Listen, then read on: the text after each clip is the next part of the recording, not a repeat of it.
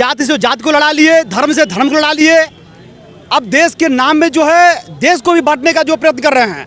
आज हमारे गठबंधन का नाम इंडिया है, उनको जलसी हो रही है कि जाकी रही भावना जैसी, हरि मुहूर्त देखी तैसी। जमीन पर कुछ भी नहीं दिखाई दे रहा है, हवा हवाई है, तो निश्चित ही बदलाव की लहर दौड़ रही है। बदलाव देख के डर ना लगे। जो ये अलायंस इंडिया बना हुआ है, इससे पूरी भारतीय जनता पार्टी, उसके नेता घबराए हुए हैं और ये उनके घबराहट का प्रतीक है।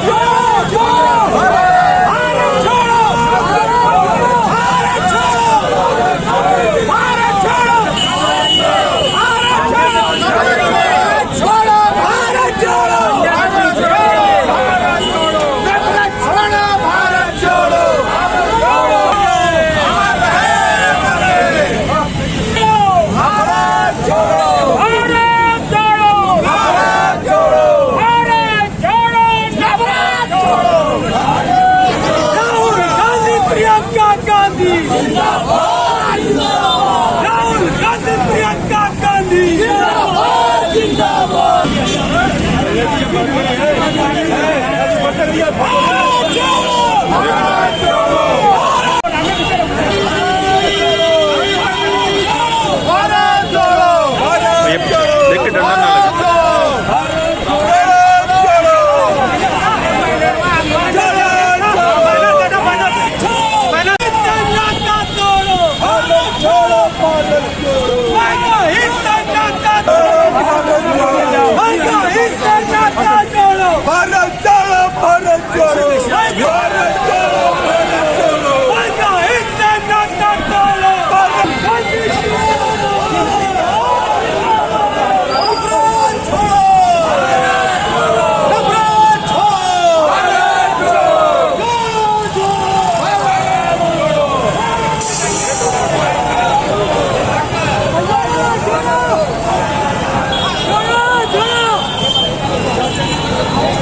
मैं देवेंद्र प्रताप सिंह, महासचिव उत्तर प्रदेश कांग्रेस कमेटी। आज 1 साल हो गया भारत जोड़ो यात्रा को, क्या कहेंगे आज? भारत जोड़ो यात्रा आदरणीय राहुल गांधी जी के नेतृत्व में आज ही के दिन प्रारंभ की गई थी। उसकी पहली वर्षगांठ पर जो है आज पूरे हिंदुस्तान के अंदर, पूरे भारत के अंदर प्रत्येक जिलों में यह कार्यक्रम इसलिए आहूत है कि जिस उद्देश्य को लेकर के आदरणीय राहुल गांधी जी इस भारतीय राजनीति के इतिहास में 4000 से ज़्यादा किलोमीटर तक पैदल चले, कन्याकुमारी से लेके कश्मीर तक 12 राज्यों को नापते हुए आगे बढ़े, 2 केंद्र शासित प्रदेशों को में गए, करीब 75 जिले, 76 लोकसभा, 136 दिन तक लगातार चलते रहे। वर्तमान सरकार की जो नफरत की राजनीति है, जो घृणा की राजनीति है, उसके विरुद्ध, जो महंगाई बेरोजगारी से लोग परेशान है, देश का नौजवान किसान, उसके विरुद्ध, लोगों को जोड़ने के लिए, लोगों की बातों को, तकलीफ़ों को सुनने के लिए, उस उद्देश्य को पूरा करने के लिए, गांव-गांव, शहर-शहर, कस्बे तक ले जाने के लिए आज उनकी इस वर्षगांठ पर, पहली वर्षगांठ पर हम सभी कांग्रेस के लोग यहां से लेकर के जो है पदयात्रा करेंगे शहर भर और उसके बाद जो है उनके विचारों को आगे तक बढ़ाएंगे। भारत जोड़ो आप मना रहे हैं, लेकिन साथ में इंडिया का भी गठबंधन हो जा रहा है, क्या मानते हैं इसको देखते हुए? नहीं,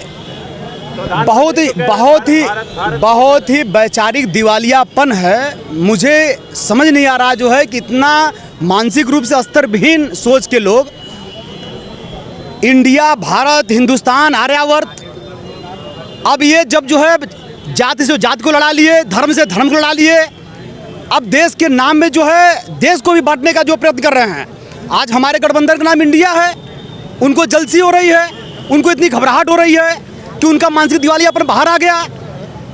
कल के अगर भारत नाम रहता तो, कल का हिंदुस्तान नाम रहता तो, आर्यावर्त नाम रहता तो इन सभी चीज़ों का विरोध करते।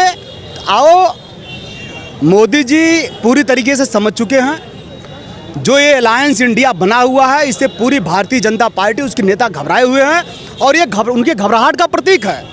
उनके घबराहट का प्रतीक का स्तर इतना नीचे है कि पूरे देश के लोग जो इन चीज़ों को समझ रहे हैं और इसको मजाक समझ रहे हैं। उनके मानसिक स्तर को वो समझ पा रहे हैं और वो भी ये समझ चुके हैं कि हमारे जाने के दिन आ गए। वर्तमान सरकार बार बार कह रही है कि आप लोग सनातन के विरुद्ध हैं, अलग अलग तमाम तरह की बातें आती हैं। आप लोग सनातन पे एक होकर नहीं बोलते, विपक्ष एक होकर नहीं बोलते, इसको क्या मानते हैं आप? ये विपक्ष ही नहीं, इस हिंदुस्तान में रहने वाले सारे लोग और खास करके कांग्रेस विचारधारा के लोग, वो जितना प्यार अपने धर्म से करते हैं उतना ही प्यार दूसरे धर्मावलंबी। हम अपने धर्म को खूब प्रेम करते हैं, खूब आदर करते हैं। मेरी बात सुन लीजिए, मेरी पूरी बात सुन लीजिए। हम अपने धर्म को खूब प्रेम करते हैं, खूब आदर करते हैं, लेकिन हम अगर दूसरे के धर्म से घृणा करते हैं तो हमको मानसिक चिकित्सक के जाने की आवश्यकता है। ये कहीं ना कहीं मानसिक रोग है, इसका इलाज हमारे पास नहीं है। नहीं, हमारे दल में तो ऐसा नहीं होता है, भारतीय जनता पार्टी में होता है। भारतीय जनता पार्टी पैसे के आधार पर टिकट बांटते हैं, अन्य दल बांटते होंगे, सबसे ज़्यादा इसमें बीजेपी बांट रही है। कांग्रेस पार्टी तो अपने ओरिजिनल कार्यकर्ता को ही, चाहे निकाय चुनाव हो चाहे विधानसभा चुनाव हो, उसके जो है सेवा के आधार पर, उसकी कर्मठता के आधार पर, उसके लोगों में जो पकड़ है उसके आधार पर टिकट बांटती रही है हमेशा। नहीं, बिल्कुल नहीं। गौरव कपूर साहब का आप नाम ले रहे हैं, जो वो कांग्रेस के बहुत पुराने 20 साल कार्यकर्ता हैं। वो जो है उनकी पत्नी साथ काम कर रही थी। वहाँ जो है महिला को लड़ने की बात आया तो उन्होंने कहा मेरी पत्नी को लड़ाइए, मुखर होकर के उनकी पत्नी को लड़ाया गया। राघवेंद्र चौबे, अध्यक्ष महानगर कांग्रेस कमेटी वाराणसी।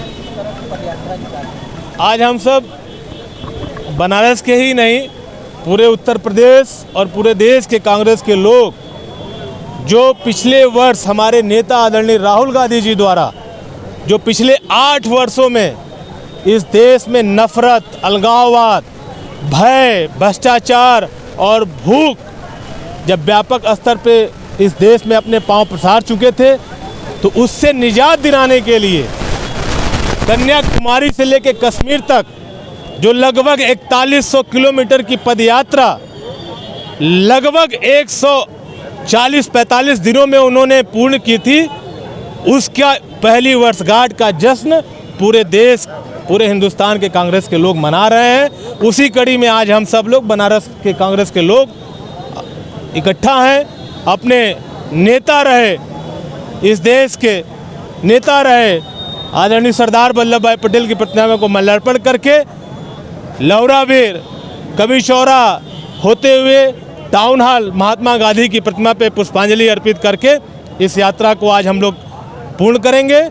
और आप देख रहे हैं कि किस तरह से कांग्रेस के लोग यहाँ पे उत्साहित हैं, अपने नेता को संबल प्रदान करने के लिए यहाँ एकत्रित हैं। ऐसी बात नहीं है, इनकी सोच है। भारतीय जनता पार्टी के लोगों की ये सोच है। प्रियंका गांधी को अलग नहीं किया। प्रियंका गांधी कल भी कांग्रेस की थी और आज भी है और कल भी रहेंगी। और एक बात रही उसका कि जाकी रही भावना, जैसी हरि मुहूर्त देखी तैसी, उनकी जैसी सोच है वैसी वो सोच और वैसा गलत दुष्प्रचार करते हैं। जी, कमलेश ओझा, प्रदेश सचिव वाराणसी, प्रभारी वाराणसी जिले के।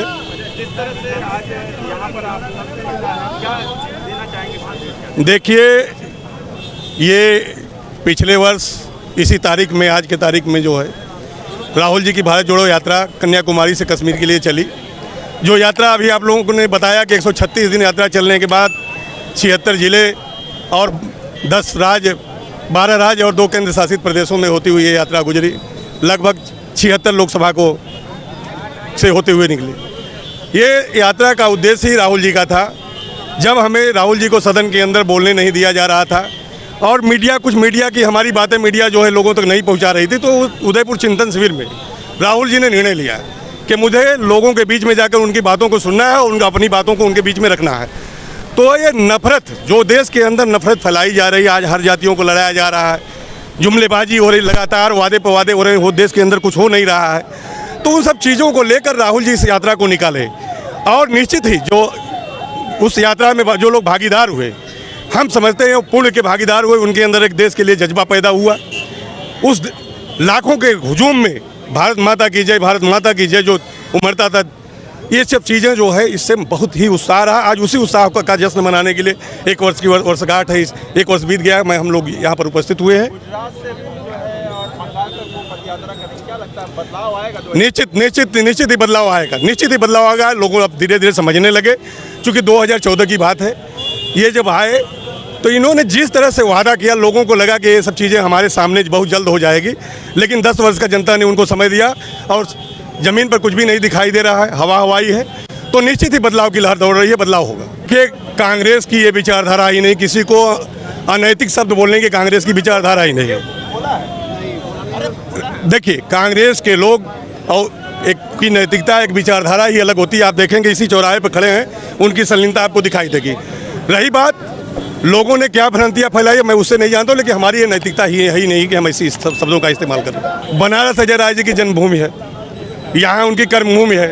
यहाँ के आप भी सब लोग वाकिफ हैं अजय राय जी से। वो जुझारू नेता हैं, लड़ाकू हैं, दमदार हैं, पैर जहाँ खड़ा कर देते हैं वहाँ से हिलते नहीं हैं। आज उत्तर प्रदेश ने एक जुझारू प्रदेश अध्यक्ष को दिया है। निश्चित ही अजय राय कर्मठी हैं, ईमानदार हैं, मेहनत हैं, वादे पर चलने वाले व्यक्ति हैं। निश्चित ही कांग्रेस में एक भूचाल आएगा, एक लहर आएगी अजय राय जी के आने से। कांग्रेस मजबूत कड़ी में जा रही है।